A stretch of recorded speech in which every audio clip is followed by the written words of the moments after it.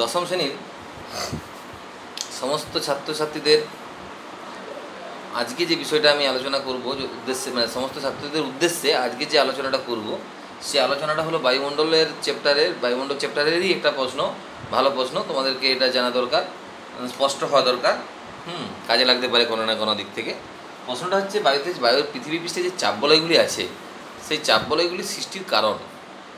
এটি প্রশ্ন।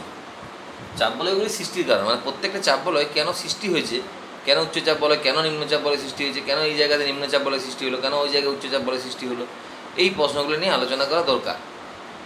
তো সেই আলোচনাটা আমি তোমাদেরকে এখন দেব এই ভিডিওটাতে।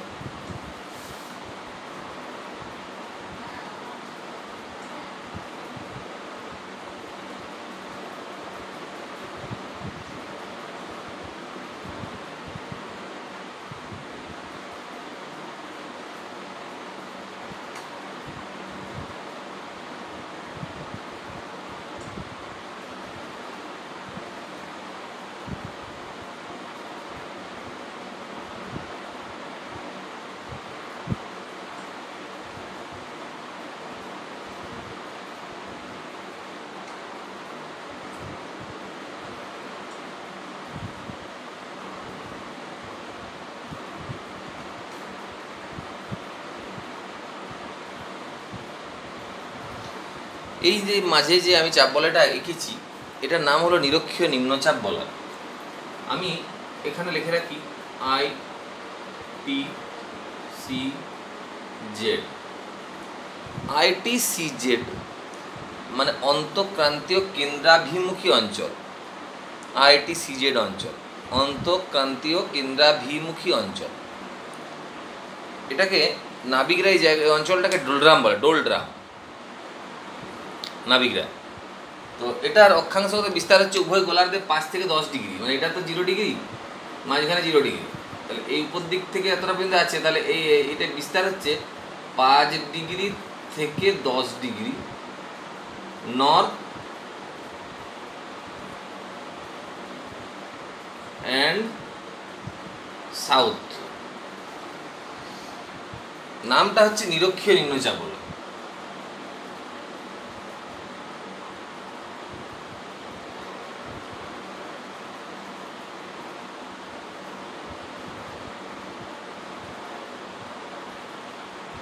নিরক্ষীয় নিম্নচাপ বলয়। আমি তোমাদেরকে আগেই জানিয়েছি যে পৃথিবীতে 7টি বায়ুর চাপ বলয় আছে, যার মধ্যে 4টি উচ্চচাপ বলয় এবং 3টি নিম্নচাপ বলয়। এটা তোমাদেরকে আগেই জানিয়েছি। তাহলে 7টি চাপ বলয়ের মধ্যে 4টি উচ্চচাপ এবং 3টি নিম্নচাপ, ভুলে যেও না। উচ্চচাপ মানে বেশি, তো তাহলে 4 যুক্ত 3 সমান 7, তাহলে বেশিটাই ধরে নেবে, তখন 4টা উচ্চচাপ, ভুলে যাও না, এরকম করে মনে রাখার একটা রাস্তাও ওঠে। এবারে আমি প্রথমে এটা বলে দিই, এটা বলে চুকিয়ে দিই আগে, মানে এর সম্বন্ধে আগে ক্লিয়ার করে দিই। এই নিরক্ষীয় নিম্নচাপ বলয়, এখানে নিম্নচাপ বলয় সৃষ্টি হলো কেন? প্রথম পয়েন্ট আমি বলতে পারি সূর্যরশ্মির তাপীয় ফল। প্রথম পয়েন্ট আমি বলতে পারি সূর্যরশ্মির তাপীয় ফল।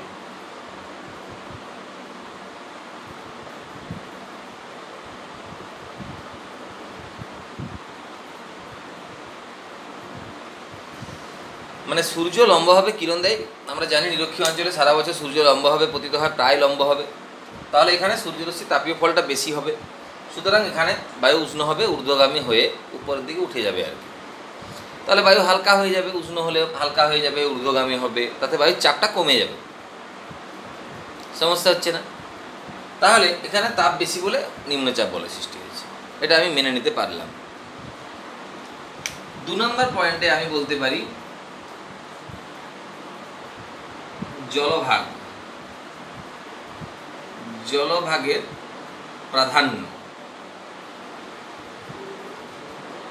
জলভাগের প্রাধান্যটাকে আমি 2 নম্বরে বলতে পারি। কীরকম?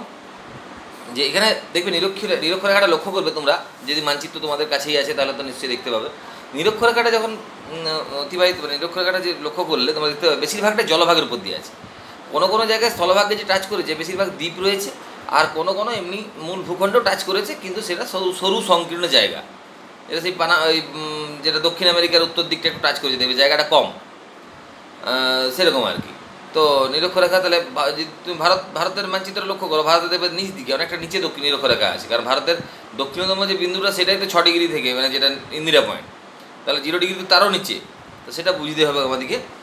শুধুমাত্র আফ্রিকা মহাদেশটা ঠিক মাঝখানটায় আছে, হ্যাঁ এইরকম ব্যাপারটা। তাও যেখানটা বেশি ফাঁপা ফুলা সেইখানটা কিন্তু নাই, তার নিচটাই আছে একটু তার মধ্যে একটু সংকীর্ণ বটে। ওইখানে যতটুকু বেশি যদি পেরেছে স্থলভাগ, তো আফ্রিকা মহাদেশে পড়েছে। বাকি তোমার এশিয়া মহাদেশে তোমার সেই যে Malaysia, Indonesia, Java, Sumatra, Borneo এইসব জায়গার উপর দিয়ে নিরক্ষরেখাটা গেছে। বাকি ওই ওই কয়েকটা বাদ দিয়ে বাকি সমস্ত জলভাগ। ঠিক আছে, তাহলে জলভাগের প্রাধান্য মানে তাহলে উষ্ণতা যদি বেশি থাকে তাহলে জল বাষ্পীভূত হবে, আর জল বাষ্পীভূত হবে মানে জলীয় বাষ্পের অনুপ্রবেশ ঘটবে বাতাসে। আর তোমরা আগেই জানো জলীয় বাষ্প মানে হাইড্রোজেন ও অক্সিজেনের মানে সংমিশ্রণে গঠিত। যদি জলীয় বাষ্পের অনুপ্রবেশ ঘটে বাতাসটা হালকা হয়ে ঊর্ধ্বগামী হবে, তা সেক্ষেত্রে বায়ুর চাপটা কমবে। তারপর আমি 3 নম্বর দিচ্ছি মাধ্যাকর্ষণ শক্তি।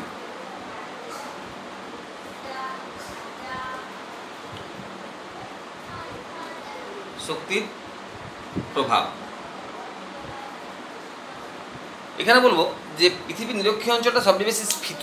পৃথিবীর নিরক্ষীয় অঞ্চলটা সবচেয়ে বেশি স্ফীত, অর্থাৎ কেন্দ্র থেকে, স্ফীত মানে ফাঁপা, কেন্দ্র থেকে নিরক্ষীয় অঞ্চলটার দূরত্বটা সবচেয়ে বেশি। ক্রমশ মেরু অঞ্চলের দিকে যদি যাওয়া যায় কেন্দ্র থেকে দূরত্বটা কমবে, নিরক্ষীয় অঞ্চলটা তো সবচেয়ে বেশি দূরত্ব। সুতরাং নিরক্ষীয় অঞ্চলে যদি সবচেয়ে বেশি দূরত্ব থাকে তাহলে মাধ্যাকর্ষণ শক্তির টানটা কম, মানে পৃথিবীর যে কেন্দ্রে যে চুম্বক শক্তি আছে সেই চুম্বক শক্তি কিন্তু টানতে পারছে না, কারণ অনেকটা দূরে, চুম্বক থেকে যদি দূরে থাকে তাহলে টানতে পারবে না বেশি। তাহলে সহজে এখানে বায়ু উপরে উঠে যাচ্ছে, উষ্ণতার সাথে সংস্পর্শে উঠে যাচ্ছে, সহজেই বিক্ষিপ্ত হয়ে যাচ্ছে, মানে মানে স্থানান্তরিত হয়ে যাচ্ছে, অপসৃত হয়ে যাচ্ছে, এটা কথাটা বলা ঠিক হবে, অপসৃত হয়ে যাচ্ছে মাধ্যাকর্ষণের টানটা কম বলে। তাহলে এখানে সঞ্চিত হয়ে থাকার সুযোগটা কম, কারণ সহজে যেটা মানে বায়ুটাকে যেটা বিতাড়িত করার মতন যে শক্তি তৈরি হবে সেই শক্তি সহজেই বায়ুটাকে বিতাড়িত করতে পারবে, কারণ মাধ্যাকর্ষণ তো আমাদেরকে আটকে রেখেছে। সেই মাধ্যাকর্ষণ যদি কম থাকে তাহলে তো সহজে আমাদেরকে মানে আমরা সবাই মাধ্যাকর্ষণ কমে গেলে আমরা সবাই ভেসে যাবো মনে হয়, এই তো ব্যাপারটা মনে হয় কিছু না, ভেসে যাবো। সেটা বুঝতে হবে আমাদের যে বায়ুটা সহজে যে অপসৃত হয়ে যাচ্ছে এই অঞ্চল থেকে, এটার জন্য কিন্তু মাধ্যাকর্ষণ যে কম এখানে শক্তিশালী সেটা পয়েন্ট, সেটা আলোচনা হয়ে গেল। কিন্তু নেক্সট বলবো যে ইয়েটা বলবো ওই যে আবর্তন বেগ।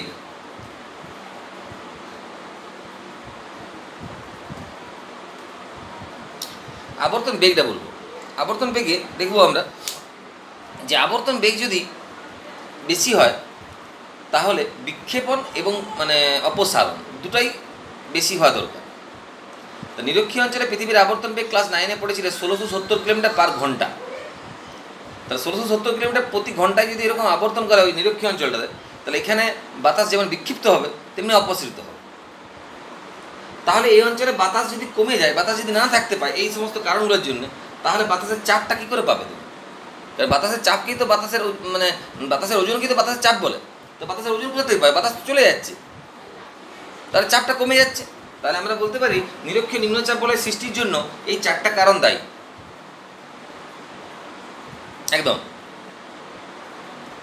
খুব ভালো হলো তোমাদের বুঝতে পারলে তোমরা। আমি যখন এই নিরক্ষীয় নিম্নচাপ বলয়টা শিখালাম, এবারে আমি আরেকটা সোজা জিনিস শিখি, তারপরে অন্য জটিলটা ঢুকবো। জটিলটাতে এখানে একটা জটিলতা রয়েছে একটা জায়গাতে। তা সোজাটা এটা সোজা যেমন আর একটা সোজা রয়েছে জায়গাটা বলে দিয়ে, যেমন আমি এখানটা শুরু করছি।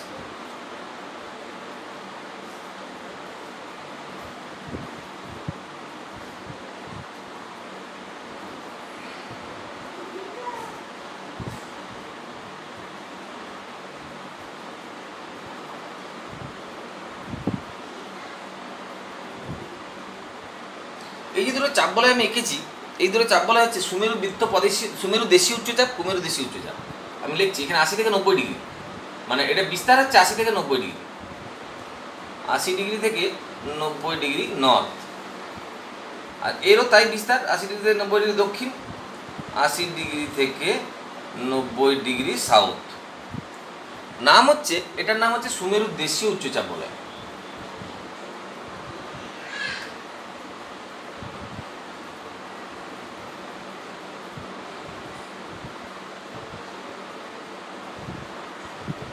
আর এটার নাম হচ্ছে কুমেরুদেশীয় উচ্চচাপ বলয়।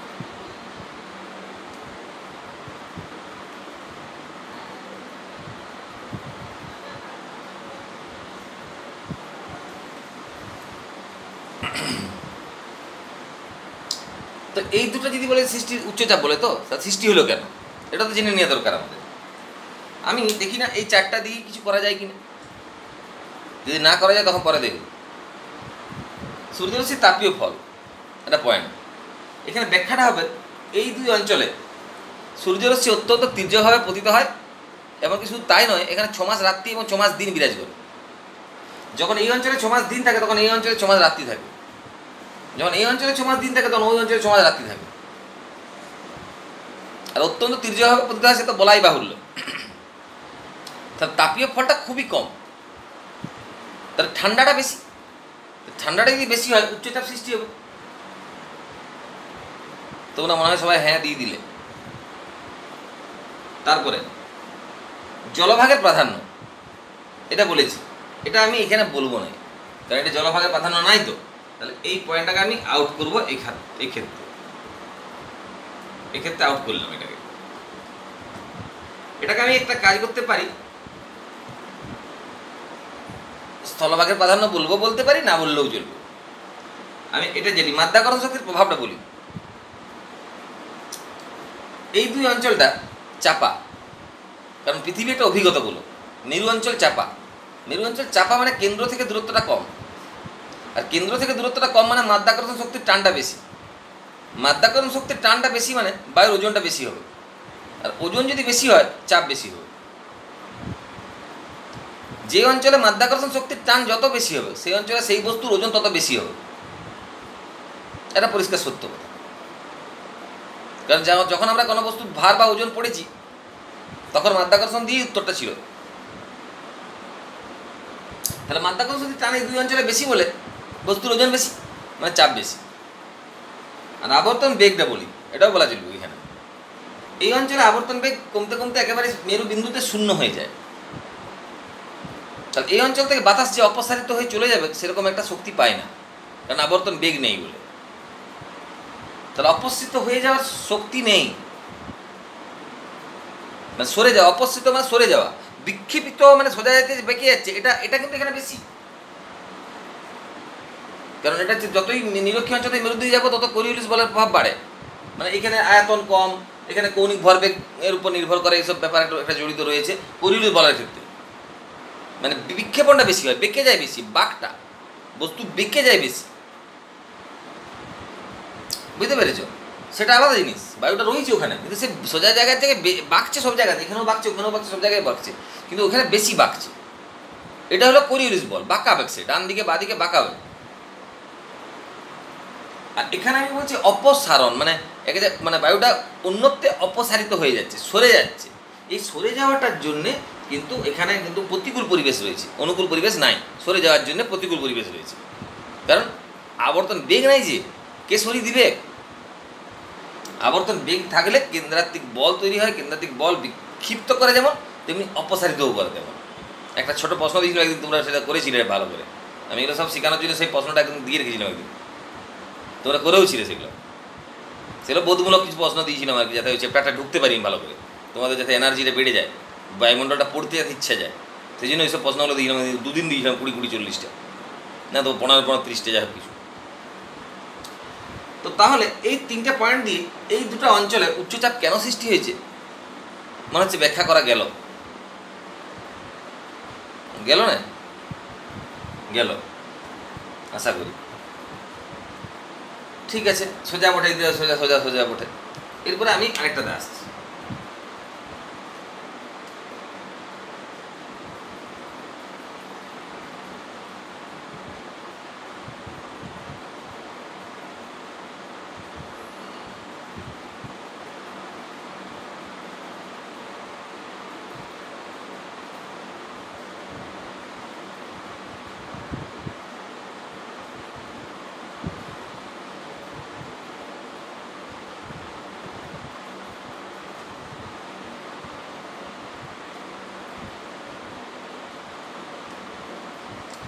আমি চাপ বলে দুটো এঁকেছি,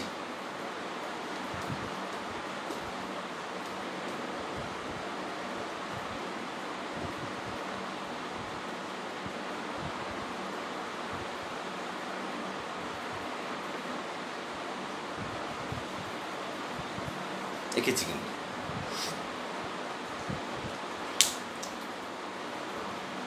এখানে যদি নিম্নচাপ হয়, এই দুই অঞ্চলে উচ্চচাপ বিরাজ করছে কেন? অর্থাৎ আমি যদি আমাকেও জিজ্ঞাসা করে যে কর্কটীয় মকরে উচ্চচাপ বলয় সৃষ্টি হলো কেন, তখন আমি কি বলবো? 1 নম্বরে বলছি,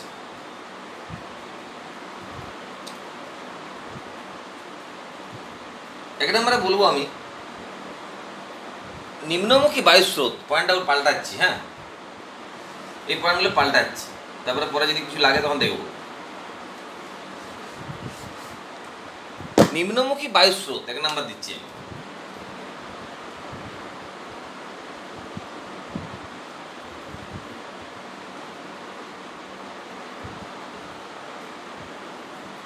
নিম্নমুখী বায়ুস্রোত মানে যে বায়ুটা নিরক্ষীয় অঞ্চল থেকে ঊর্ধ্বগামী হয়েছে, সে শীতল ও ভারী হয়ে কর্কটীয় মকরী অঞ্চলে নেমে আসছে। এটা মেন কারণ। নিরক্ষীয় অঞ্চল থেকে ঊর্ধ্বগামী উষ্ণ আর্দ্র বায়ু শীতল ও ভারী হয়ে 2 ক্রান্তীয় অঞ্চলে নেমে আসে। বুঝলেন? তো যখন 2 ক্রান্তীয় অঞ্চলে নেমে আসে, তখন ক্রান্তীয় অঞ্চলে উচ্চচাপ সৃষ্টি করে। আশা করি বুঝতে পেরে গেছি।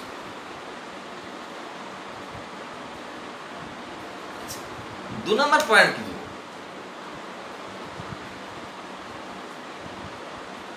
2 নম্বর পয়েন্টে দিই, নিরক্ষীয় অঞ্চল অপেক্ষা 2 ক্রান্তীয় অঞ্চলে সূর্যরশ্মির তাপীয় ফল কম, কারণ আমরা জানি 1 ডিগ্রি অক্ষাংশে বৃদ্ধি পেলে 0.28 ডিগ্রি সেন্টিগ্রেড তাপমাত্রা কমে। তাহলে সূর্যরশ্মির তাপীয় ফল ক্রমশ কম। পয়েন্ট হচ্ছে সূর্যরশ্মির তাপীয়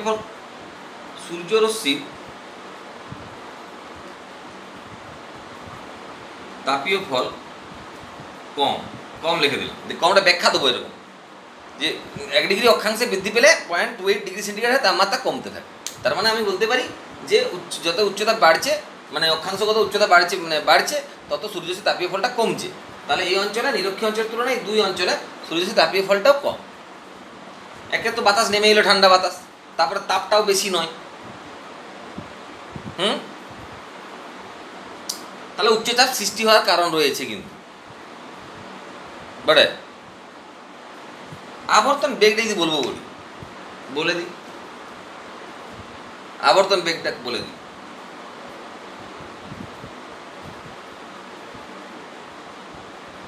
আবর্তন বেগ তুলনামূলক কম।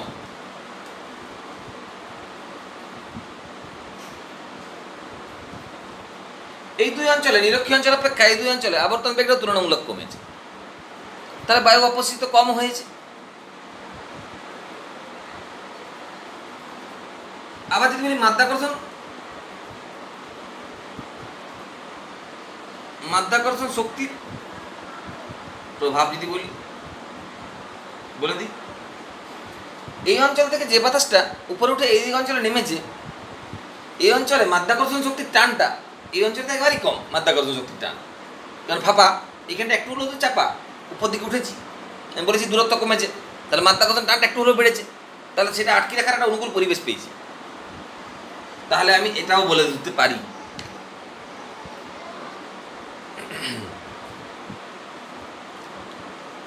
আরেকটা ব্যাপার আছে, যখন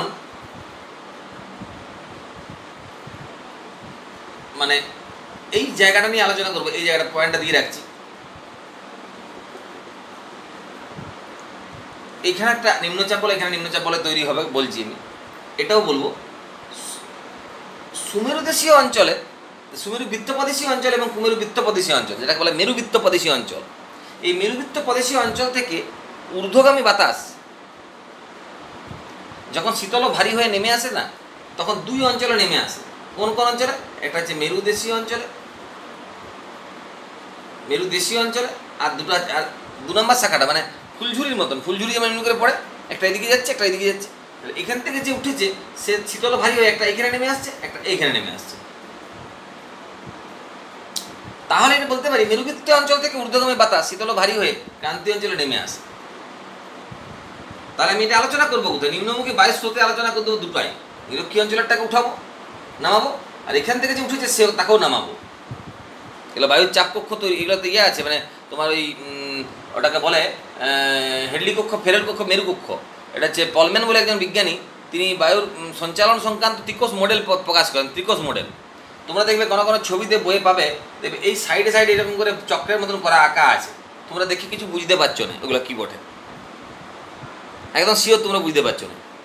তো ত্রিকোষ মডেলটা আমি বলে দিলেই বুঝতে পেরে যাবে কী বটে, জানা দরকার আছে, একটু জানি দেবো, একটা বললে সব বলে বুঝতে পারবে, বলে দেবো। তাহলে আমি এই কর্কটি উচ্চচাপ বলে আমি এই পয়েন্টগুলো দিয়ে আলোচনা করে লিখতে পারি কর্কটি উচ্চচাপ বলে সৃষ্টি হলো কেন। আবার অনুভূমিকভাবে এই সুমেরুদেশীয় উচ্চচাপ অঞ্চল থেকে অনুভূমিকভাবে বায়ু এই অঞ্চলে কিছু পরিমাণ পৌঁছে যায়। তাহলে এই অঞ্চলে উচ্চচাপ সৃষ্টির জন্য অনুভূমিক বায়ু চলাচল, মেরু অঞ্চল থেকে অনুভূমিক বায়ু চলাচল বলতে পারি। তাহলে অনুভূমিকভাবে শীতল বায়ুর প্রবেশ আমি লিখতে পারি এখানে,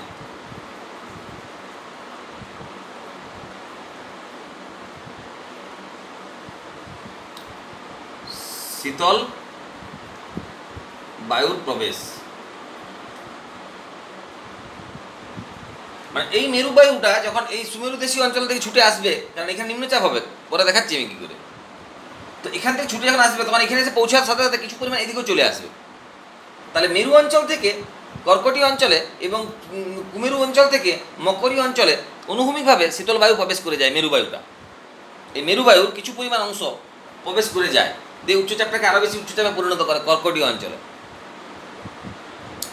তোমাদের অলরেডি এখানে কারোর মধ্যে মাথায় ক্রিয়া করতে শুরু করে গেছে যে স্যার একবার আলোচনাটা আসুক, তারপরে স্যারকে বলছি কি সেটা। এখান থেকে এদিকে এতটা চলে আসবে, এখানে উচ্চচাপ তৈরি করছে, তাহলে একে ডিঙ্গি যখন আসবে তখন একে কেন উচ্চচাপ করছে না? আপনি তো বলার জন্য অপেক্ষায় বসে আছেন, এইখানটা নিম্নচাপ বলবো, এখানটাতে নিম্নচাপ বলবো, আপনি অপেক্ষায় বসে আছেন, তোমরা অলরেডি ভাবছো এটা অনেকে। কিন্তু এখান থেকে যখন এদিকে আসবে, একে ডিঙ্গি আসবে থেকে, তাহলে একে কেন আগে করে নেন, তারপরে দেখে করবে? আগে তো কাছের মানুষটাকে ঠান্ডা করবে, তারপরে দিকের কাছে আসবে, তো এইখানে নিম্নচাপ কেন? এই প্রশ্নটা তোমাদের মাথায় ঘুরপাক খাচ্ছে, খাক, আমি ঘুরপাক খাওয়াটা বন্ধ করবো একটু পরেই, এটাকে আগে ভালো করে ক্লিয়ার করি। তাহলে কর্কটি ও মকরী উচ্চচাপ বলে সৃষ্টিতে আমি কারণগুলো দিয়ে আলোচনা করতে পারি, একদম পারি। এটা তো মনে রাখবে অবশ্যই। নিম্নমুখী বায়ুর স্রোত যখন লিখবে তখন এদিক থেকে উঠাবে আর ওদিক থেকে উঠিয়ে নামাবে দুজনকে। ঠান্ডা বাতাস, সূর্যরশ্মি, তাপীয় ফলটা তুলনামূলক কম, এটা লিখে দিবে। মাধ্যাকর্ষণ কম লিখে দিবে। আবর্তন বেগটা তুলনামূলক কম লিখে দিবে। সবগুলো লিখে দিলে কর্কটি ও মকরী উচ্চচাপ বলে সৃষ্টির কারণটা আরামসে ব্যাখ্যা করা যাবে, একদম কোনো দ্বিধা নাই, কোনো ডাউট নাই, নিশ্চিন্তে থাকো। আশা করি বুঝতে পেরেছো। এরপর তোমাদের সেই দ্বন্দ্বমূলক জায়গাটাতে ঢুকবো, যেটা তোমরা ওয়েট করে বসে আছো।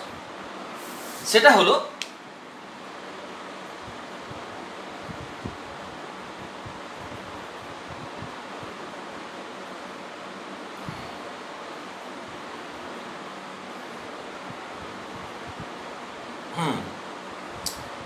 আমি এখানে টিকমার্ক দিয়ে দিই ডবল করে, কারণ এটাকে বেশি হাইলাইট করার দরকার আছে।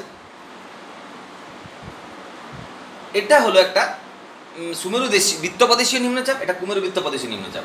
আমি লিখে দিই 60 থেকে 70 ডিগ্রি, 60 ডিগ্রি থেকে 70 ডিগ্রি উত্তর। নামটা হচ্ছে সুমেরু বৃত্তপ্রদেশীয়, সুমেরু বৃত্ত, বারবার উচ্চারণটা শুনবে কিন্তু আমার, বৃত্তপ্রদেশীয় নিম্নচাপ।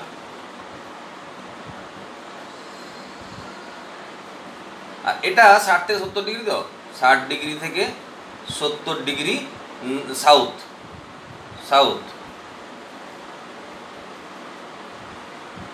এটা সাউথ। তো তাহলে এটা লিখবে কুমেরু বৃত্তপ্রদেশীয়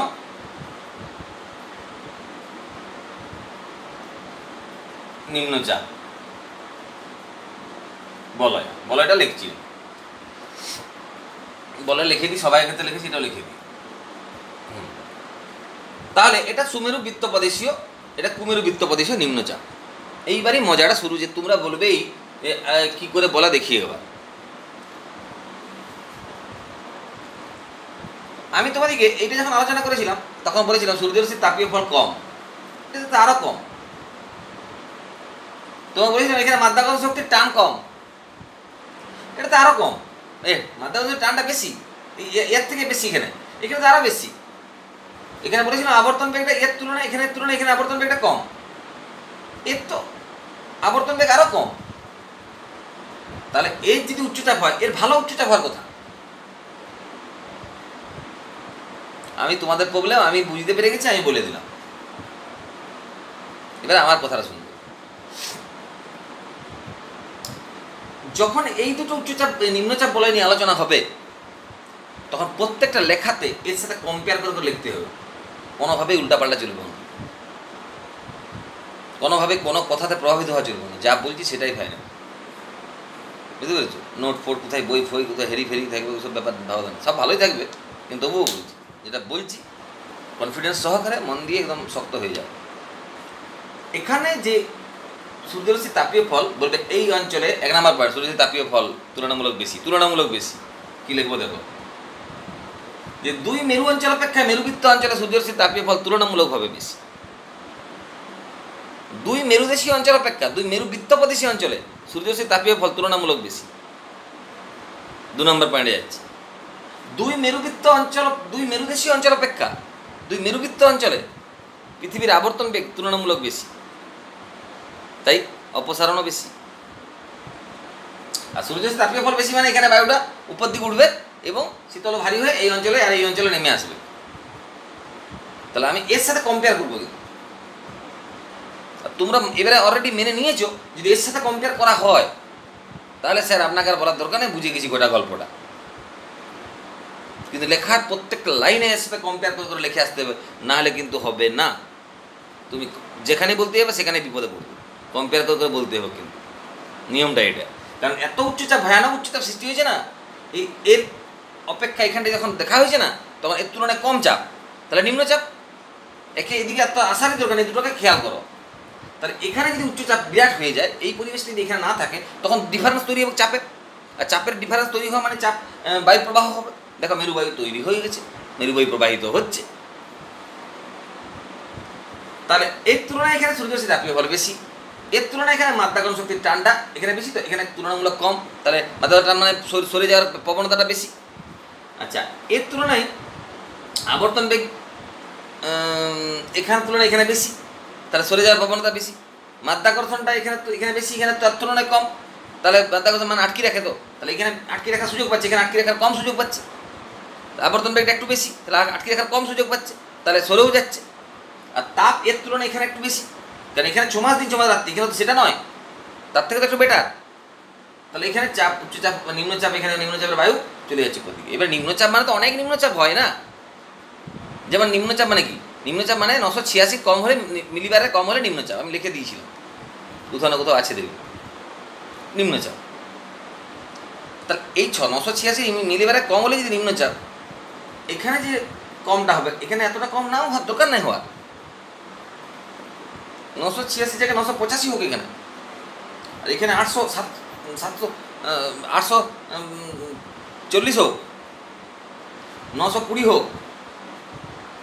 হোক, এখানে এমনি হোক। এখানে 986 থেকে একটু কমে গেলেই তো নিম্নচাপ, সেই নিম্নচাপটা ধরে নাও এখানে। আর এখানে কিন্তু 1013 মিলিবারের বেশি হলে উচ্চচাপ, তাহলে এখানে তার থেকে অনেকটা বেশি। রাশিয়াতে তো সেই মানে একটা জায়গা আছে, দেখবে তোমাদের বইটাতে লেখা আছে, রাশিয়ার একটা স্থান যেখানে 1013.2 মিলিবার, তাহলে 1013 জায়গায় 1075 মনে হয়, 1075 মিলিবার বায়ুর চাপ হয়েছে সর্বাধিক রাশিয়ার একটা জায়গাতে। রাশিয়া তো একদম, রাশিয়া মানে কি, রাশিয়া মানে সে সুমেরু বৃত্ত অঞ্চল পর্যন্ত রাশিয়া বিস্তার, সুমেরু দেশীয় অঞ্চল পর্যন্ত রাশিয়ার বিস্তার। রাশিয়ার যে উত্তর প্রান্ত সেটা তো সুমেরু দেশ, তো সেটাই, ওটা চিন্তার কিছু নাই। তো শীতলতম স্থানগুলো ওখানেই আছে, তোমরা জানো, সাইবেরিয়ার ভারখয়ানক্স তোমরা জানো, ওইমায়কন, এই নামগুলো জানো, শীতলতম জায়গা এগুলো জানো তোমরা। তো যাই হোক, রাশিয়াতেই তো, তাহলে ওটা নিয়ে বলতে অসুবিধা হচ্ছে না, বুঝতে অসুবিধা হচ্ছে না। তাহলে আমি বলতে চাইছি যে এই যে দুটার সাথে কম্পেয়ার যখন করে দেবে, তখন এর সম্বন্ধে যাই বলবে সেটা কিন্তু বিশ্বাসযোগ্য, অসুবিধা নয়। আশা করি এই যে বায়ুর চাপ বলয়গুলো সৃষ্টি হলো কেন, 7টা চাপ বলয়, কী করে কোনটা সৃষ্টি হলো, এই আলোচনাটাতে তোমরা মনে হয় বুঝতে পারবে। সবাই বুঝতে পারো, ভালো করে শিখো। আমি নেক্সট আরও অন্যান্য ক্লাসে এখনই আলোচনা করে পাঠাবো, সবাইকেই পাঠাবো, সবাইকার উদ্দেশ্যেই পাঠাবো, চিন্তার কিছু নাই। তো যাই হোক, ভালোভাবে পড়াশোনা করো। আর কেমন লাগলো তাহলে দেখো, তারপর আমি আস্তে আস্তে জানতে পারবো সব কেমন লাগলো, সব কেমন বুঝতে পারলে। ঠিক আছে, ওকে।